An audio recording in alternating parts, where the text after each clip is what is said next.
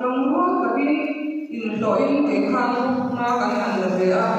rồi sẽ phát lan phải cái ăn đủ vềถ้าเดี๋ยวนั่นเองก็การซึ่งน้ำตักกันหมดตัวนะอีทุรังช่วยมันก็ต้องตักเสียงเด็กข้าวเด็กเสียงให้คนที่ตักกินห้องให้ตัวเราปฏิญาณหุ่นชามิเสียสักการตัวเองปฏิญาณเนี่ยเราลองดูกันสวยงามละ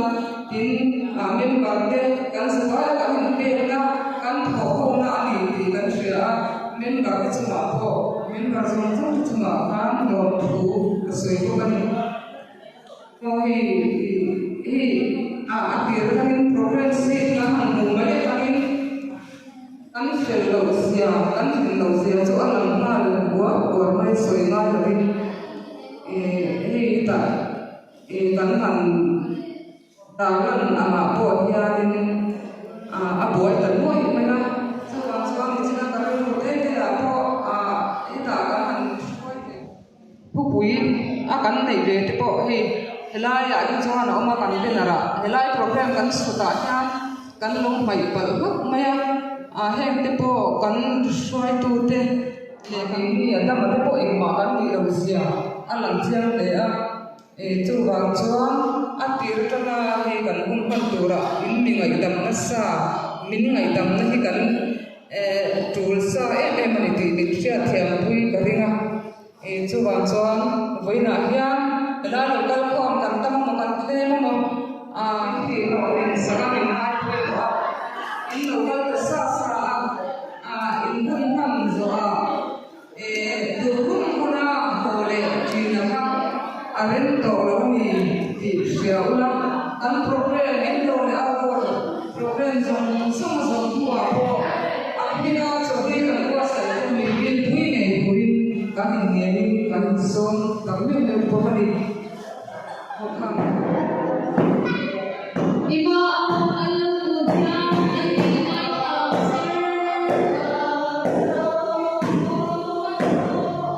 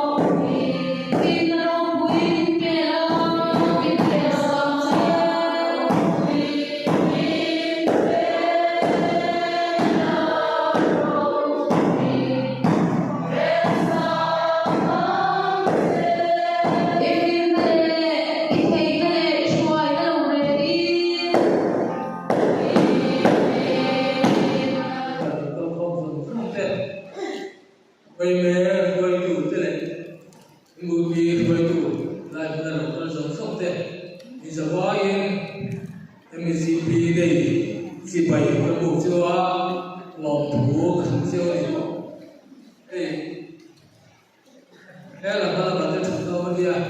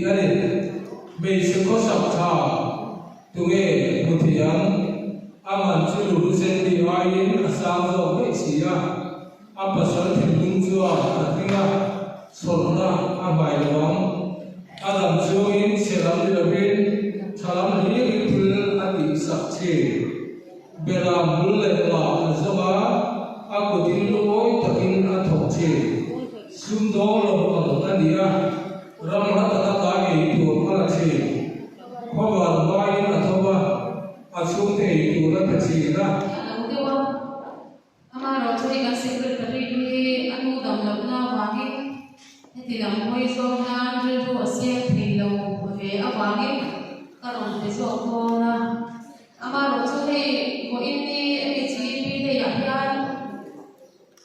Resident thu cha chia chua tu he oma he kan ro chia chua ko sa nga report pe ma in ipo hi kala chia chua phan ti lo me me ga ni na kan chia chok mai do ni MHPP ne hoi songa pani na president thu cha Laliani president MHPP general headquarters voin suralilu sangi somti paru MHPP ne hoi songa pani na hian MHPP a thopui mizo me chia song song tele mizoram mi puite he hun bin shwai tu pathian in MHPP ne hoi songa pani na chibai kabu te ka cheu mani omna sub headquarters block joint branch Chewa lim tanga MHPP ne nam turin ku sang sang per tata cheu MHPP ne ku sang zuwa so sari pali July luga Mizoram beach su khopol tia din ni in heya Mizoram pona om kan me chia puite kwa to lawashia tan abagin sang zuwa so kwa paria August ni somthi special assembly chuan Mizoram ti chu Mizo ti a thakin Mizo pe chin sui ko pol ti in apin tha lorita ari MHPP Mizo pe chin sui ko pol ani amin Mizo pe chia zong zong Mizo ta tha to phot Mizoram chu le pona om kum so pas li sung lam ta pol din ani a kaushal le political party ti pi ko lo mizo ti cha chong sung ta na ai o an chia that ko a an ta lim rem ani ti pi isheron le aku MHPP atin tiratanga hoiti thema hoiti thena shwai tu thatak azel na tur ko nga enton tur thatak min hun sia te hi ichom nung je lang u MHPP nei voi som nga pati na kan man rol hian MHPP din chan le atum ber mi te tran pui ti hi shenon fuila kan ram le nam tan phei do choin midam te ta mal so na thlen tu mi te tran pui tu ni zel tu le kan me chia pui tran pui ngai te tan phei do choin kong dik ko pu tu le chom dol tu in ze lang u MHPP kumpuan ro wi song song te vo in ni MHPP le chi bai ka bo ve um chewa hei vo in ni a in ma an ko te thia ba lo om ki nang ma ni wa ma ni ka sia a lo om le ani ki ka kan sei sa ani ti chuan ni ri ko ki han chi chia tak han ka pe lo lo ha Aku ang tebin kan jompe ama tikan lau pedon ta ila ama sagara chuan ni pol pol tu na ka ron sia chwa ko khan ni ka ron sia kan ron ta del to a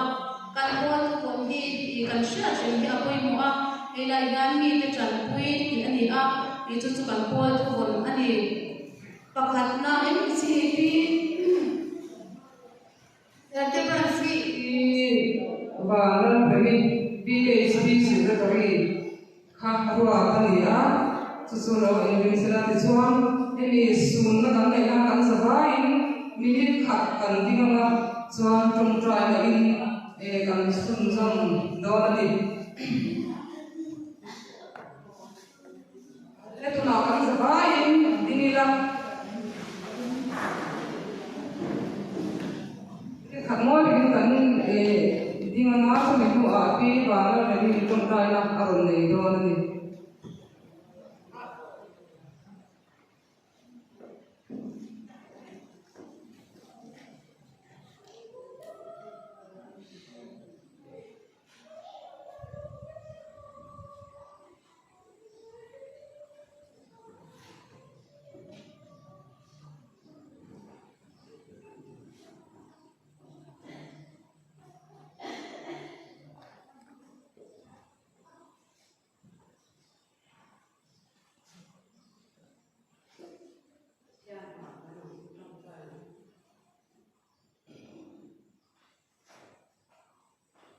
kan pathian kan pa chung ran MHEP day hoi songa patina kan han lek lai yan len pa kan member om tak tak te ni kum lama len pa he bel William Santa te Juan William Santa te pi len roza te pi yan moi te pi len sansang te len pa India yan kan te in lo ba kan shrenga len pa India yanที่ได้ทุนที่ลงเดินเวออาการที่การเดินเดินไปเล่นป่าเล่นกันการเดินเป็นหลงมา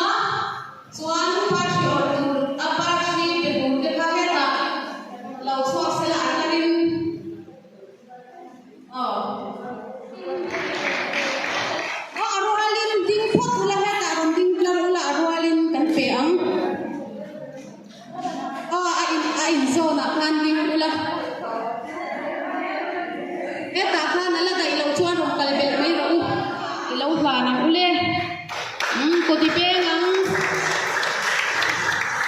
kan lom em ani MHEP day mi ron man pia wangin an sunga lom thu kan sai ni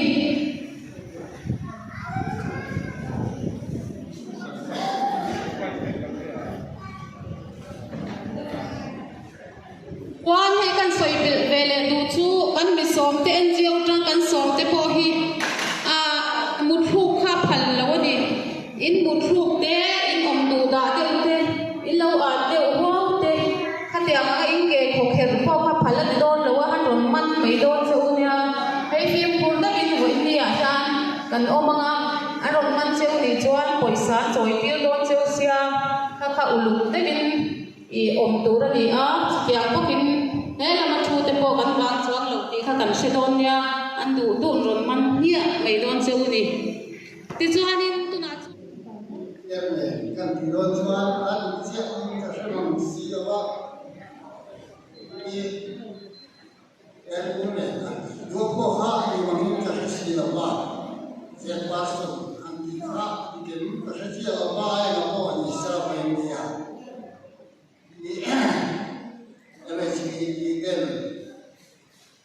then when somebody like na lom na te ni MOP de nyan song de in ba sai tu in ka ding de ro ni ka ti den mai ria lo ka song song te MHEP đây phải sống theo cùng với lại như vậy ở bên kia là các chị bé phải các nhà lên nó mà còn qua với các đồng nam thì có thì như vậy quá là ra như thế yêu đi cái những bà con mình các bà con mình cái phải ở bên kia là lưu cái bộ là in cái nó có thể là không ạ ngoài những sự kiện tóm các cái sự kết sen ăn trong được qua bà mín in chưa thì có thể in cái nó có thể là in đây thì nó sẽ tất thể in thì xin cái xin lòng từ bên cái giải cái qua nó tóm cái gì ăn ya rau thì ăn ya ăn vào thì cái qua hay gì cái mà bạn còn tụi xin hợp lệ tụi em cho mình có thể là có thể thì khá là cái gì khá là sôi quá đến xem đi thằng đi cái đó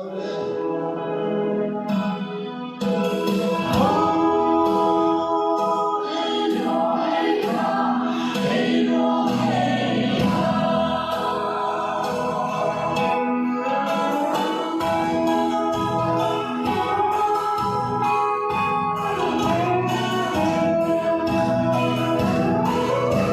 không bỏ lỡ